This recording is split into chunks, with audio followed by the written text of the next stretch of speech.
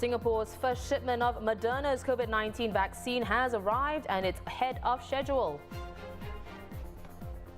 Thinking of switching to an electric car, we discuss Singapore's carrot and stick approach towards green vehicles. And all clearing work in Kranji, Woodland has stopped after large parts were destroyed by mistake. Hello, you're watching The Big Story, coming to you live from the Straits Times newsroom. I'm Olivia Quay. I'm Haryanto Dimana. You can subscribe to the Straits Times channel so you never miss a single episode. Now, the first shipment of Moderna's COVID-19 vaccine arrived in Singapore earlier today, earlier than expected, as the Health Ministry previously said the first shipment would arrive around March. Sources told the Straits Times that the vaccine was ferried by a Singapore Airlines plane that took off from Brussels and transited at Sharjah in the UAE. The vaccine is the second COVID-19 vaccine to be approved for use in Singapore after Pfizer-BioNTech's. Well, moving on, Haryanto, I have a question for you. You heard the petrol hike announced in yesterday's budget speech. So as a driver, how are you feeling about the price increase? I think it hasn't sunken in me yet, but I would imagine that I would eventually feel the pinch, even though it's probably $4 to $5 increase. It's still quite a bit. It's one lunch, basically. Right. Well, let's recap yesterday's announcement. Now, motorists will now have to pay more for petrol as duties were raised for the first time in 6 years. The duty for premium grade petrol will be raised 15 cents per litre to 79 cents a litre, while intermediate grade petrol will see a rise of 10 cents a litre to 66 cents per litre. To help offset these increases, there will be 60% road tax rebate for a year and up to $80 of additional petrol duty rebate depending on the engine capacity. Well, both road tax and additional petrol duty rebates will be dispersed automatically to eligible recipients. No application is required. The Land Transport Authority will release further details on the additional petrol duty rebates in April. The rise in petrol duties comes as Singapore entices motorists to switch to electric vehicles. Senior transport correspondent Christopher Tan weighed in on this latest measure in an analysis piece. Now, Christopher, you wrote about a carrot and stick approach to encourage people to drive EVs. Now, carrots like unprecedented incentives for EVs, and sticks like latest hike in petrol duties. It's all part of the Singapore Green Plan 2030.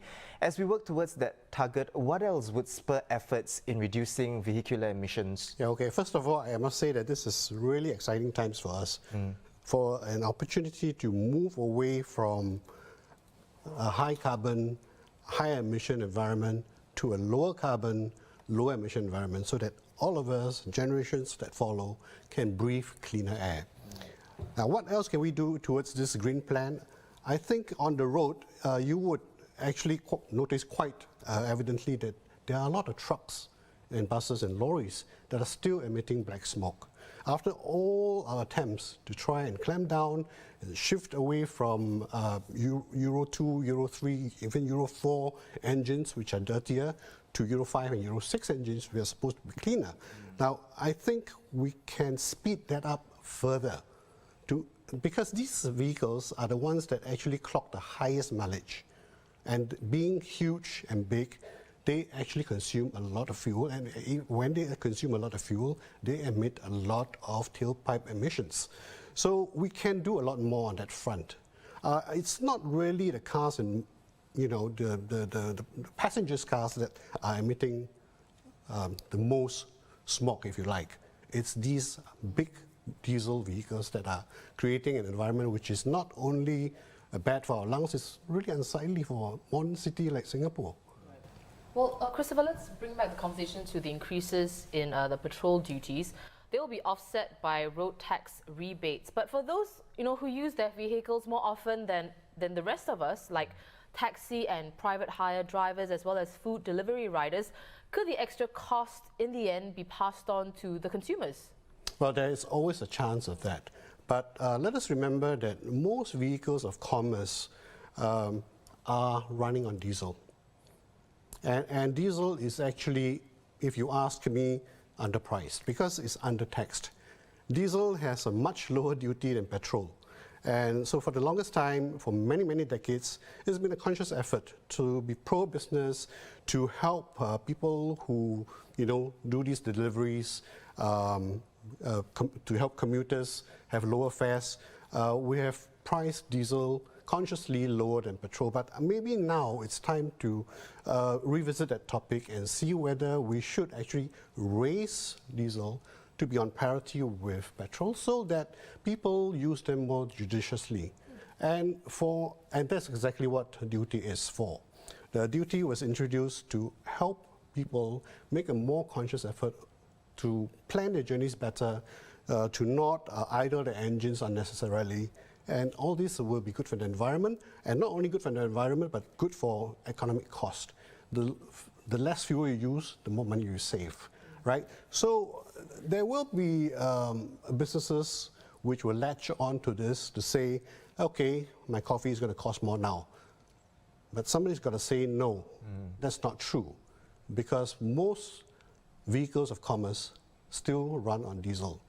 Yes, more and more taxis and private hire vehicles are running on petrol, but because we are now making it more expensive, hopefully they too will plan the way they do their business a bit better and not cruise around empty, and be a bit smarter in the way they do business. Now, you ended your piece by saying it should be left to the private sector to decide how they will partake of the new ecosystem. Can you elaborate on that, Chris? Yes. So with EVs, this is a whole new ball game, and there are a lot of business opportunities. One would be charging, right? Vehicle charging. Right now, there are a few players already in the market, but the government has already spelled out that it wants to increase the number of chargers to 60,000. Right now, we have fewer than 2,000. Right? That's a lot of charges. So there is an opportunity for people to come in, new players to come in and, bid for business and, take a slice of the pie. Besides regular charging, we could have people offering green charging. That means solar-powered charging, which doesn't take electricity from the grid. Opportunities like that. Another big opportunity would be recycling, battery recycling. Electric vehicles use a lot of batteries, huge batteries, right? Each vehicle will take maybe like 200 kg of batteries. What do you do with them afterwards, after they're spent? So many countries have already got companies retrieving batteries and using them as second life batteries.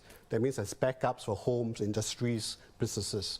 So there is a lot of opportunity in this budding ecosystem. That's what I meant. See.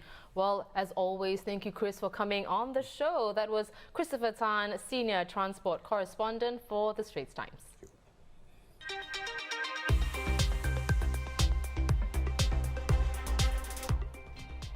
An update on the COVID-19 situation here. There was one community case among the 11 new cases confirmed today. The other 10 are imported cases who had already been placed on stay-home notice upon arrival in Singapore.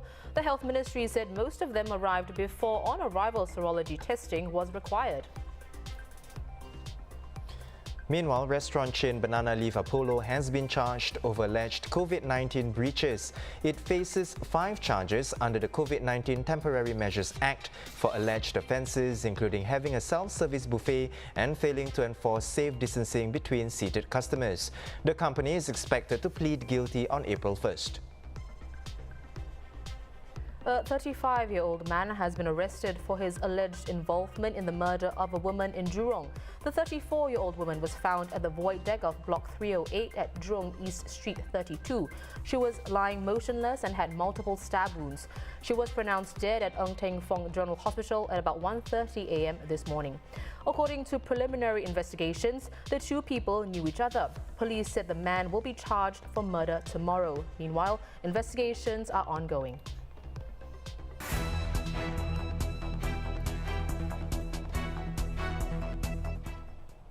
Now, you may have seen pictures of large parts of the Kranji woodland that were cleared by mistake.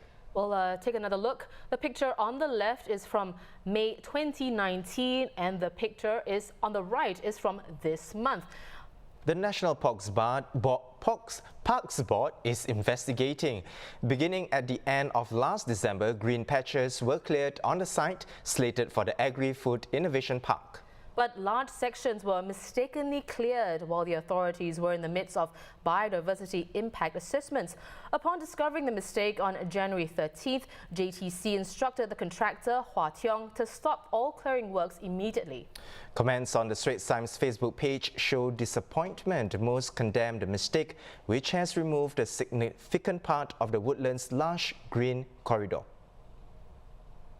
We're pleased to welcome Dr. Sean Lam, President of Nature Society Singapore. So Sean, what was your immediate reaction when you saw that large parts of this area were cleared and that the clearing was unauthorized? Where do I start? I mean, the Friends of the Rail Corridor, people in the nature community, completely taken by surprise. I mean, we did know that there were plans for this area, but just to wake up one day and to find out that there's this unauthorized and premature clearing of this area, even before a planned biodiversity survey could be completed, leaves you a little bit speechless.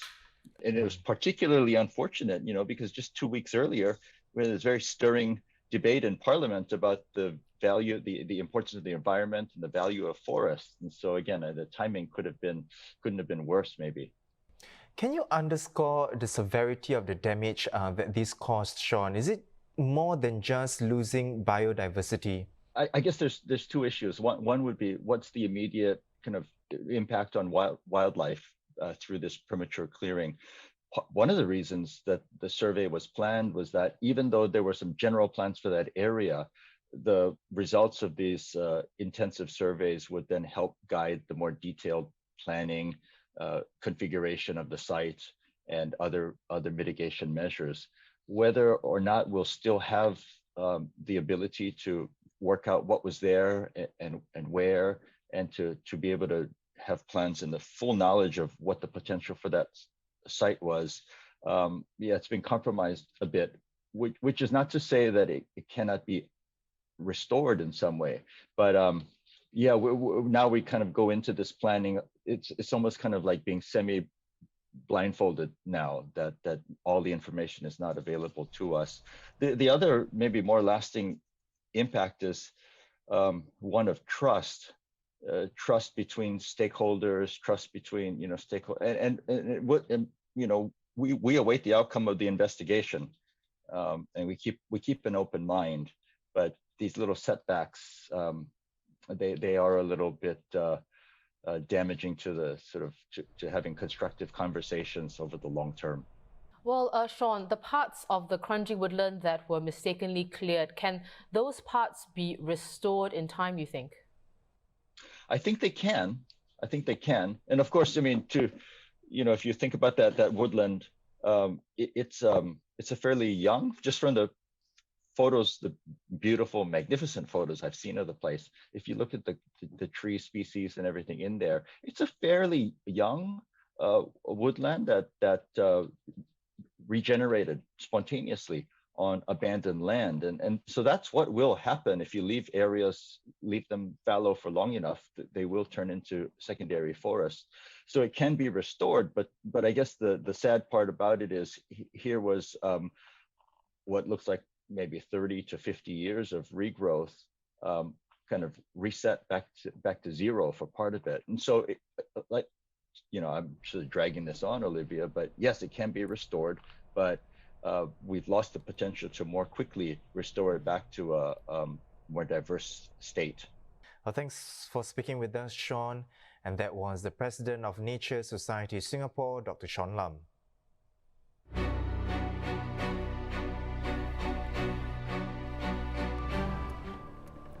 In the global headlines, according to the World Health Organization, the number of new COVID-19 cases reported worldwide fell by 16% last week, the fifth straight week of declines. The number of new deaths reported also fell 10% week on week. Malaysia will receive its first batch of the Pfizer-BioNTech vaccines on Sunday, ahead of the scheduled February 26th rollout. Prime Minister Muhyiddin Yassin will be the first to be inoculated, followed by around 500,000 frontline workers. Indonesia has made COVID-19 vaccination for citizens compulsory.